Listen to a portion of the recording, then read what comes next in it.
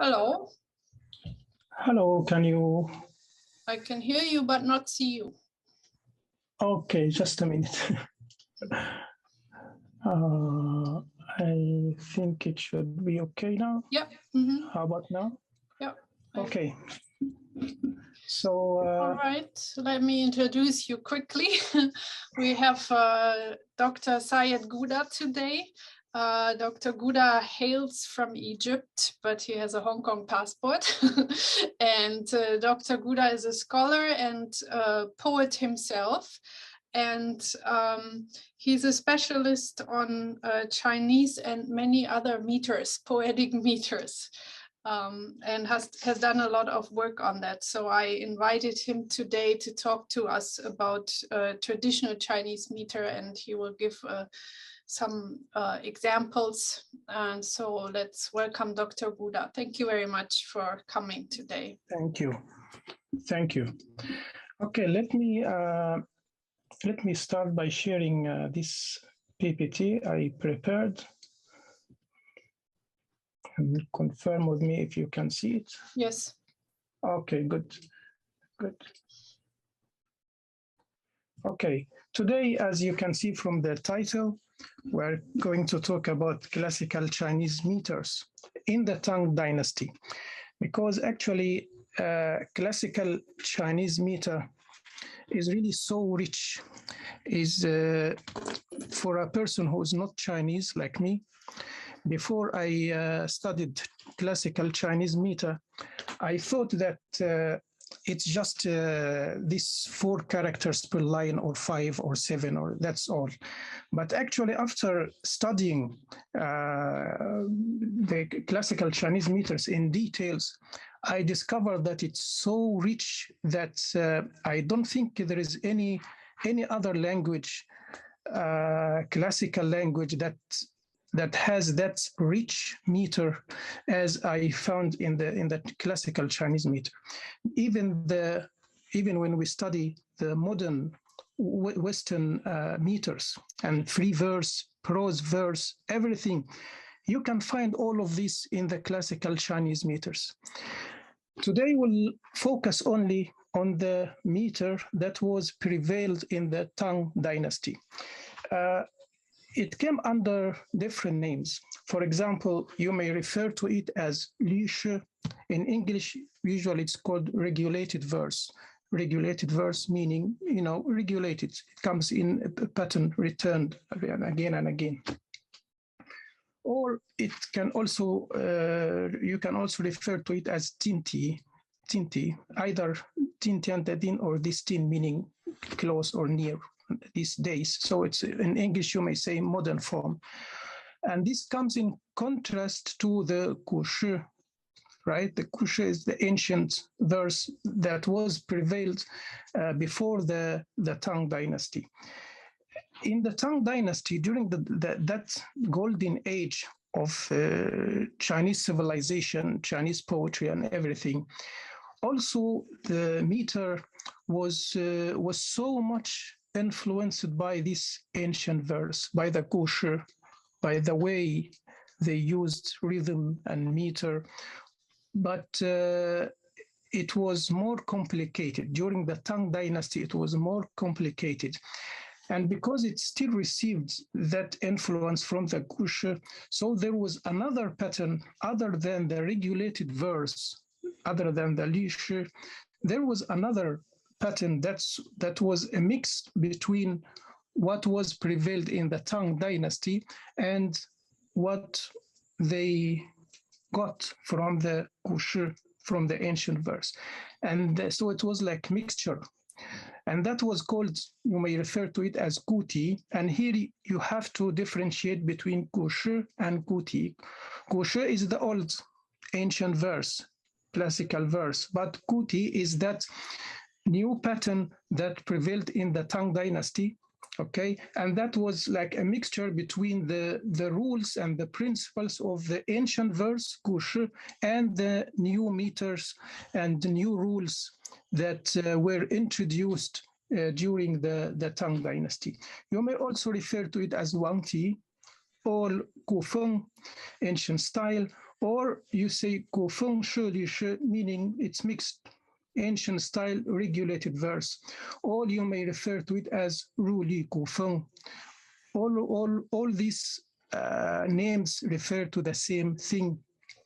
And that is a bit different from 律诗, which is much more strict. It's very strict, this 律诗, because it has some strict rules for the poets to follow. However, the poets during that time, they also, they deviated from these rules at will. Tu Fu did that. Li Bai was very famous of deviating from all.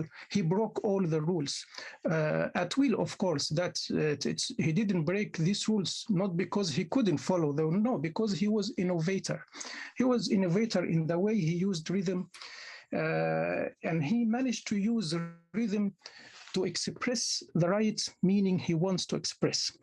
For example, when he wants to express the meaning of his meaning, that he's in a hurry, he's in a rush, he uses this trisyllabic, censure, only 3 characters per line.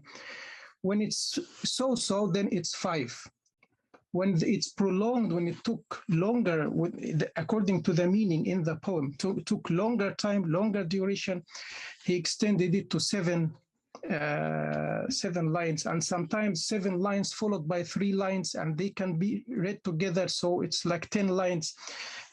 He's so genius, and just a great example of what the American poet and critic Ezra Pound said, rhythm must have a meaning. Ezra Pound said, rhythm must have a meaning. But of course, only great poets can use rhythm and change the rhythm of their poetry according to the meaning they want to deliver. Li Bai was one of those great poets. So the form of the poem in the Tang Dynasty changed or took different names according to the length of the poem. If the poem is 4 lines, then it's called tweji, quatrain regulated verse. If it's 6 lines, meaning sestet meaning 6 lines, then it's liu qi xiao li. Or octave, meaning 8 lines. Usually it's 8 lines. The regulated verse, it's usually comes in octave form, meaning 8 lines. 8 lines. Lishe. And of course, all the others were used, but the lishe refers to the 8-line poem. Or pai lishe when it's more than 8, when it's 10 or more. And there is also this bai liang ti, which is every line should be rhymed. It's called bai liang ti. In the classical, during the Tang Dynasty, the foot, which is the musical unit, the rhythmical unit that's used in the poetry, and you can find it in any poetry, English, French, any poetry you study. In Chinese, it's called ping and zi. Ping is the level tone, and usually we refer to it with this hyphen, or minus, let's say, and zi, deflected tone. Deflected tone is, we refer to it as plus. And in the old time, there were four tones. 4 tones. One is, the first is ping, and then shang, and then qi, and then ru. Ping sheng, shang sheng, qi sheng, and ru sheng. However, the modern Mandarin, this ru sheng doesn't exist anymore. It still exists in some dialects in southern China. And some dialects, still until now, they have this ru sheng. But modern Putonghua doesn't have this ru sheng anymore. But what we have now is that ping level, the ping sheng, divided into 2. One is yin yin ping sheng, and one is yang ping sheng. So the first and the second tone in the modern Putonghua, they represent ping in the classical Chinese poetry too, while the third and the fourth tones in modern Chinese, we refer or represent this zi, the deflected tones. There are some patterns according to these four tones. Remember that these four tones were not used in poetry before the Tang Dynasty. Only beginning from the Tang Dynasty, these four tones got more important, and the poetry and the rhythm of poetry was based on the regulation and the variations of these tones of ping and zi. So these are four formats, four patterns for the ping rhyme. If we want to know the rhyme, whether it's ping rhyme or zi rhyme, we have to look at the even lines, not at the odd lines, meaning it's not according to the first line and the third line and the fifth line. No, it's according to the second line, the fourth line, the sixth line, and so on. So for here, for example, we take this as 20, or this pattern 20. If it's more than that, if it's Lüsche, if for example, these 4 lines, if it's 8 lines, it's repeated. The same pattern repeats. So for example, this one, zi zi ping ping zi ping ping zi zi ping. Then ping ping ping zi zi zi zi zi ping ping. That means this is the second line and this is the fourth line, ends with ping. Then we know that this is a ping rhymed poem. The same with all the other patterns. There are different patterns, but all, as we can see, the second and the fourth ends with ping. Then we know this is ping rhyme. Here, for example, this is the chords of these, the first tone pattern. This is how we would represent it. Plus, plus, minus, minus. So you look at these signs and you know right away that this is zi zi ping ping zi, ping ping zi zi ping, ping ping ping zi zi zi zi zi ping ping, and so on and so forth. Let's take an example of the first pattern. We'll take a poem as an example of this first tone pattern. Remember the pattern. Okay, remember the pattern. It starts with zi zi ping ping zi. This is the first line, and then the second line is just to the opposite, and then the third line ping ping ping zi zi, and then the fourth line is the opposite of the third line, and we are going to explain all of that now. Let's take this poem, for example. If we read this poem and we'll try to convert all the tones into ping and zi, we will find exactly matching the first pattern. Exactly, no deviation, no breaking away from any rule. Very perfect example of this first pattern. You can go through it line by line, but here in front of you, you will find it exactly zi zi ping ping zi, because third, fourth, then first, fourth. That means zi zi ping ping zi, and so on. Okay. The second pattern, the second tone pattern is the chords. This is the rhythm of the second tone pattern. Starts with 3 ping, ends with 2 zi, and then the second line is the opposite of the first line. Then there is variation in the third line, and the fourth line is the opposite of the third. There must be some variations, and we're going to explain that soon. This is the third tone pattern, the fourth tone pattern. Remember, all of them ends with ping rhyme. Of course, the third line doesn't have to be rhymed, okay? And even the second line doesn't have to be rhymed. If we look at, for example, here, this is the first pattern. Only the second and the fourth are rhymed.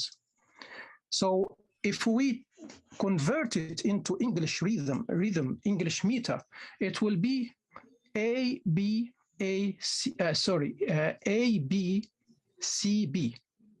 It will be A, B, C, B, because the first and the third don't rhyme. It's only the second and the fourth. The second one, it will be same, A, B, C, B. Okay, but the third and the fourth tones, they have more. They have 3 rhymes. So the second line also rhymes. The first one. The first rhymes with the second, rhymes with the fourth. So it's A, B, A. The fourth pattern is also the same, A, B, A. Okay. So these are the 4-tone patterns, but with zi rhyme. Zi rhyme. As you can see, the second line and the fourth line ends with zi. Then we know right away that this is zi rhyme and the same. All this is the second pattern, third, fourth, same idea. So what is this ping zi? Ping zi together, they are 1 foot. 1 foot, zu, yin zu. This is 1 foot. And when they are used interchangeably and when sometimes the poet deviates from the rules and use something called inversion, meaning change the ping into tzu and the tzu into ping sometimes to create more diversion in the rhythm.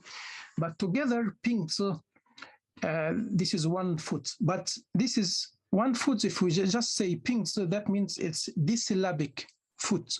Disyllabic meaning it has only 2 syllables.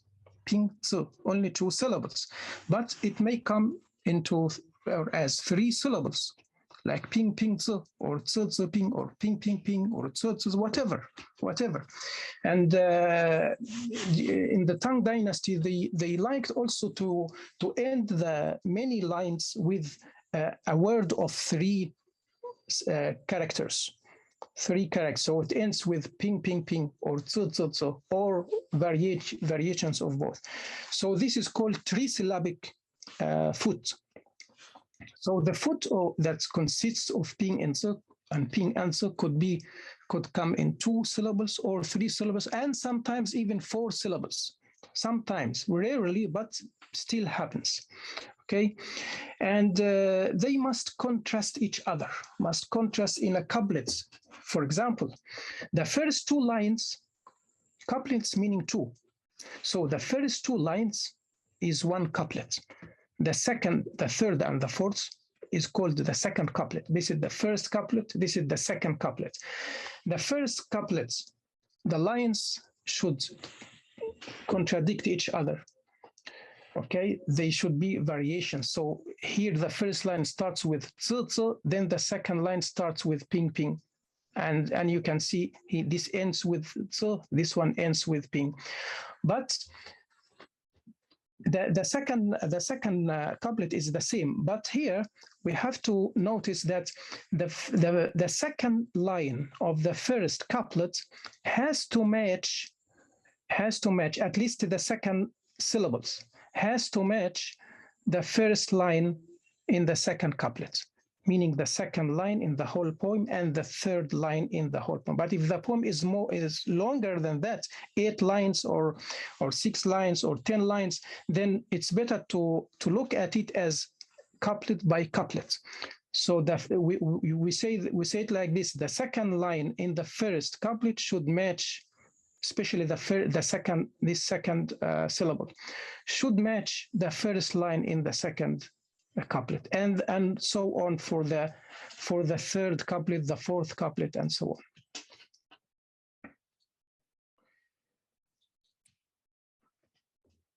There is something called jan toi. Jan meaning parallel, and toi meaning antithetical couplet. This is just what I have said just now. What I have said, this is called antithetical. The first and the second line must be antithetical, but the second line and the third line must be parallels. Let's have an example. Like here, for example, this is the first line. Look, So the second syllable is so important. Why the second syllable is so important? Usually the second syllable and the fourth syllable, if it's wu and shi like this, meaning pentasyllabic meaning five syllables per line, 5 characters per line. If it's 5 characters per line, then the second and the fourth are the tones that determine the rhythm of the poem. If it's 7 characters, ti and shi, then it's the second, the fourth, and the sixth. Okay, the rhythm is not determined by the odd tones, not by the first and the third and the fifth. No, it's that we call it pivotal tones. Pivotal tones. This is the crucial, the central tones. It's the second, the fourth, and the sixth if it's 7 characters. So look at this here. The second syllable in the first line is different from the second one. So this is antithetical. But this line, ping, must be repeated in the second couplet, in the first line of the second couplet. So this is parallel. This is jan. This is toi. There is toi. There is antithesis between the first and the second. And then we come back. The relationship between the first and the second line is always antithetical. Okay, so this is antithetical. This is parallel. This is antithetical, and then this is parallel, and so on and so forth. Okay, I hope it's clear. When there is some, inversion meaning inversion, that's a poet changes the tsu into ping and the ping into tsu. For example, we call it shiji or shijan. That means there is a parallel missing or antithesis missing in the poem, in the line. There is something here we are going to introduce some features of classical Chinese poetry that are these features very important. We can't cover everything, of course, and we can't say everything about each point, but at least we'll try to have an idea. There is something called Kuping. Kuping, if we translate it into English, literally the orphan level tone. This Kuping, there are some rules regarding this Kuping. This, for example, here in this, it's wu and shi, pentasyllabic, or ti and shi, heptasyllabic. Kuping occurs only when the poem has ping as rhyme, when it is ping rhymed poem, then we may run the risk of having this Kuping, meaning what? Let me give you an example here. For example, if the poet changes the first, let's say the poet will change the first character here, this ping into tsu, will change this ping into tsu. What will happen? What will happen is that we will have something called Kuping, because the 2 ping left to us, they are separated by 2 tsu, by 2 or 3. 2 or 3 tsu separates the 2 ping. That means this is an error, or this is a defection. Let's call it, this is defection. It's shortcoming. It's shortcoming. It's something Chinese poets in the past didn't like, and they called it Kuping. So they didn't want to have this ping isolated. So when it happens, they have to, this is called the inversion. When they change this ping into, so it's called the inversion. When this happens, they have what they have to do in the second line to do something called counter inversion.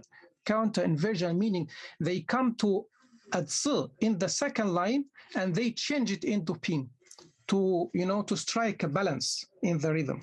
And this is the same whether it's 5 characters per line or 7 characters per line. It's the same. It's the same. And here also, this is another form, another pattern. It's the same idea. It's the same idea. If you change, for example, this ping into tsu, that means you left this one alone.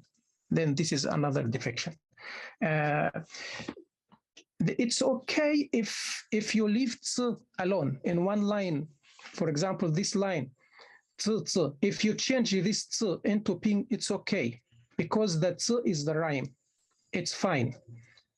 So having this gu ts is okay, but having gu ping is not okay. Let's have an example here. An example here, this ping ping ts ts ping. So it's the first ping ping ts ts ping. It's the first pattern. Okay. Here, ping ping ts ts ping. The poet changed it to ts ping ping. He changed the first character, which is supposed to be ping. He used ji. Ji is zi, not ping. It's zi sheng, not ping sheng, right? So that means he changed. That means he left the ping here, gu ping, and this is defection. So what he did, he had to change in the same line to change the zi into ping. So he said xian, xian is ping. So he struck the balance again. He changed the first character, the tone of the first character from ping to zi into zi, and to make it up, he changed the third character from zi into ping. Okay. If the line is 7 characters, it's exactly the same idea, because the difference between the 5 character line and the 7 character is just the first 2 syllables. In the 7th, you just add 2 syllables at the beginning, whether they are ping or zi, but the rule is the same, exactly the same. Okay. Let's have another example, a poem by Tufo here. The original pattern is zi zi ping ping zi, ping ping zi zi ping. The rhyme is ping. What Tufo did is that he changed the 4th tone from, it should be ping, but here qing chu, chu is zi. Okay. And this is, as I said, one of the pivotal tones, the 2nd, the 4th, the 6th, one of the pivotal tones. So he had to make it up by changing the first ping into pa. That means change it into zi, change the ping into zi. And also change the zi into ping. Gui is ping. So in the end, the line would be read like zi zi ping zi zi, zi ping ping zi ping. Okay, so this is inversion and this is counter inversion to strike a balance in the rhythm. Should we missing contrast when there is missing contrast when there is a contrast is the antithesis that I just explained. The difference between the kushu and the lishu is that in the old time, the ancient verse, there was the identical tone on the 2nd and the 4th and the 6th syllables in each line of any couplet. It's okay if they have an identical tones in each lines, because as I said, tones were not so important in the kushu. Tones became so important and central elements in the Chinese poetry in the Tang Dynasty. So in the Tang Dynasty, there must be a different tone on the 2nd syllable in each line of the couplet. Just as I give you example, I don't know if you still remember, but I give you some examples, like here, for example, the 2nd tone is different here in the first line, different from the 3rd line. The 3rd and the 4th should be matching. So this is antithesis, this is parallel. And then the 3rd and the 4th come back to be to change again, okay? So when we miss this antithesis, this is called shi tui, missing contrast or missing antithesis. There is also another feature, rhythmic feature in the regulated verse in the lishuk, that's called xia sanliang, meaning the last three ping. Xia sanliang, the last three, like this, for example, this pattern. Zi, zi, ping, ping, ping. Ping, ping, ping usually or sometimes can be just one word. Not necessarily, but could be. And if it's ti and shi, then it's the same. The san zi wei, this is one word. It has to be just one word, but doesn't have to be the same tone. So it can come as three ping or three zi or variations between ping and zi. And later on, the critics added more variations like zi ping ping, zi zi ping, and so on. So, but this is just one word that comes in any variation, or even just one tone. That's the inversion. Now that's the inversion. As I said, the second, the fourth, the sixth tone are the pivotal tones, the central, that if they change, the rhythm of the poem will be changed and might disturb the line rhythm. That's why there has to be a makeup. There has to be counter inversion, just like the example I've given here. Tofu, he changes the fourth tone, which is pivotal tone. So to make it up, he changes the first and the third in the second line. Okay, I will give you some examples of these inversions, and because sometimes it's compulsory and sometimes it's not compulsory. It's up to the poet to do it or not. Like obligatory inversion, if the first ping changed into zi, that means what will happen? That means you will have this grouping. You will have grouping the orphan one, because this is a rhymed one. So you have to change this zi into ping to have two ping in sequence, right? If you don't change this, that means you only have one ping and then the rhyme. The rhyme is not counted, so they are isolated by two zi, as I explained earlier. The same case and the same rule applied in the ti and shi. Obligatory inversion in couplets. If zi zi ping ping zi, if this ping changed, no, this is the couplet. If this ping changed into zi, so you have to, in the second line, the other zi must also be changed into ping.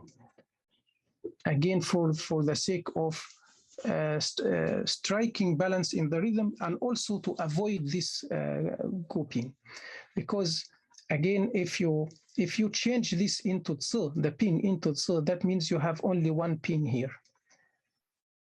So you have to make it up. This is the 5 line, and the same rule is applied in the 7 character per line. That's ti and shi, heptasyllabic verse. Another example here, yeah, this is the example I've just given. This is the same rule. This is the same rule. To change it, so in order to avoid this grouping. Another example in pentasyllabic, meaning wu and shi, like here, this ping changed into zi, so that zi here was changed into ping. That's the example I've given. Here is a line by one way. You can check the line. Zi, zi, 3, 1, 2. No, he zi, zi, ping, zi, zi, ping, zi. No, 3 zi. Lower ru. I forgot that I missed that ru. So lower ru niao, meaning 3 zi, zi, zi. So he changed it from zi, zi, ping into zi, zi, zi. Okay. So what he did here in the third syllable, he changed the zi into ping, ren,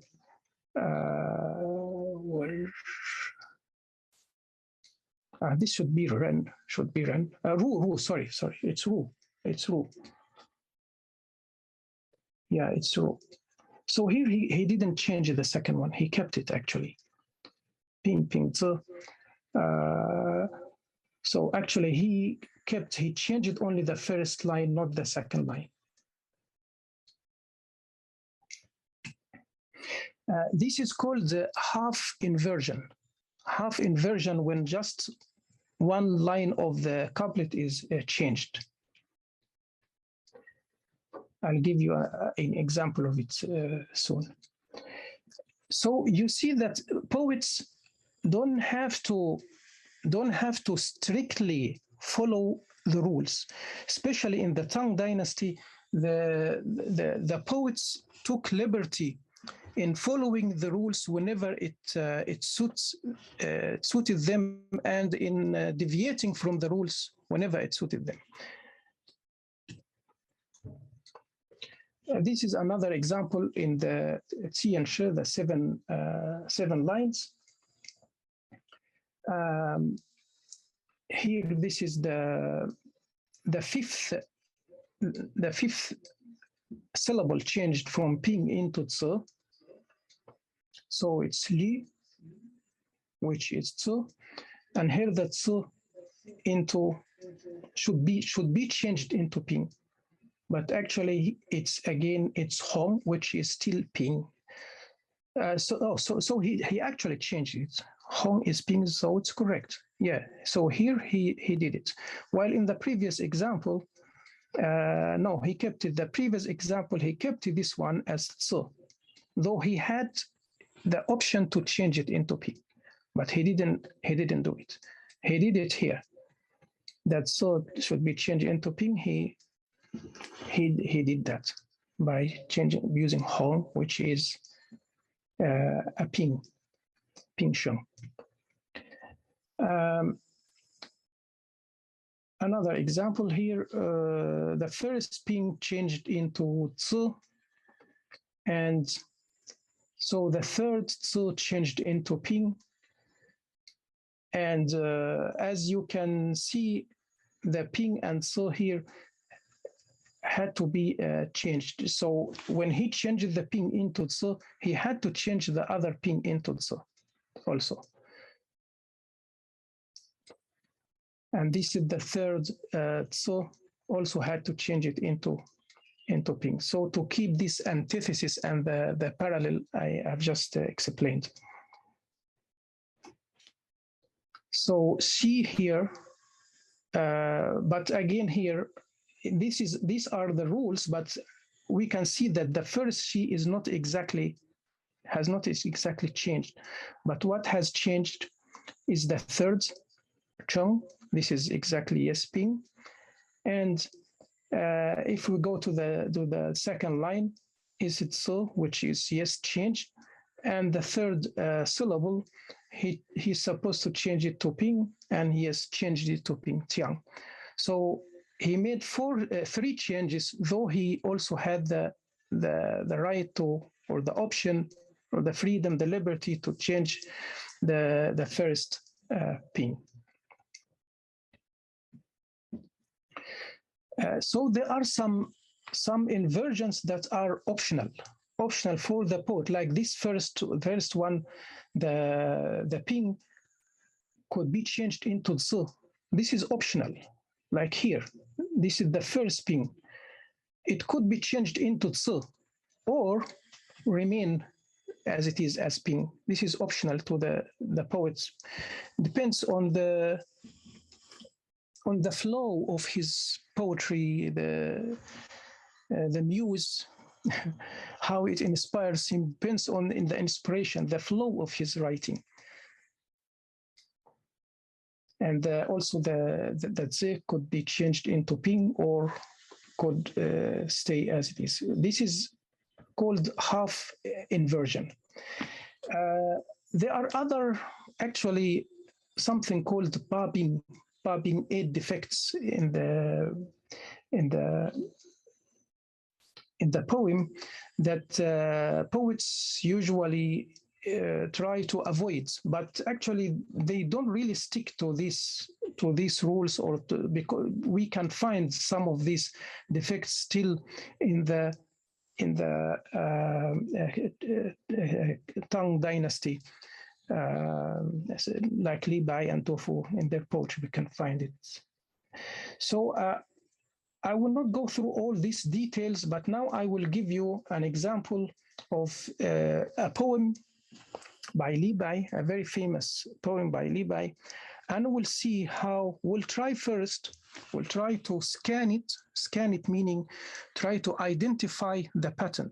Let me remind you of the patterns, the 4 patterns again, and so you try to identify the pattern yourself. This is the 4 patterns if it's ping rhyme. Okay, if you can take a photo, if you'd like to use your mobile to take a photo, do that. And this is the 4 patterns if it's tsu rhyme.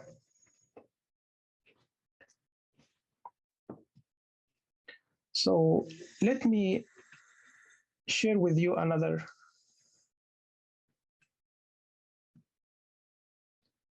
file.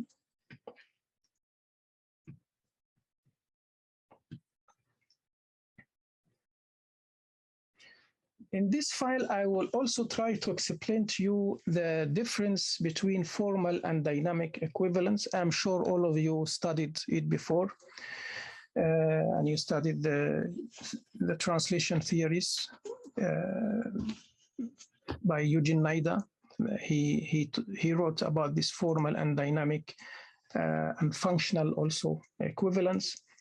So we will take one of Li Bai's poetry, one of his poems, to just as a showcase to explain and to study it in terms of rhythm and how this rhythm can be translated into English. So I will try in this simple presentation is to demonstrate how formal equivalence and dynamic equivalence work in poetry translation, and examine their benefits and limitations, and also analyze some texts translation in both formal and dynamic equivalence. And to show how readers' response plays a great role. Readers' response is a theory, it's literary theory, okay? So it depends on you as a reader, how you would read the poem and how you would understand and analyze it. Okay, Excuse me, Dr. Gouda. Yeah. Would we have time for a 10-minute break? Or yeah, sure. Yeah? Okay. Okay, yeah, sure. Let's have a break. Thank you. Okay. See everybody again at 40. فكر في واجبك كما تفكر في حقك، واعمل طلبا للإتقان لا طلبا للشهرة والجزاء، ولا تنتظر من الناس أكثر مما يحق للناس أن ينتظروه منك.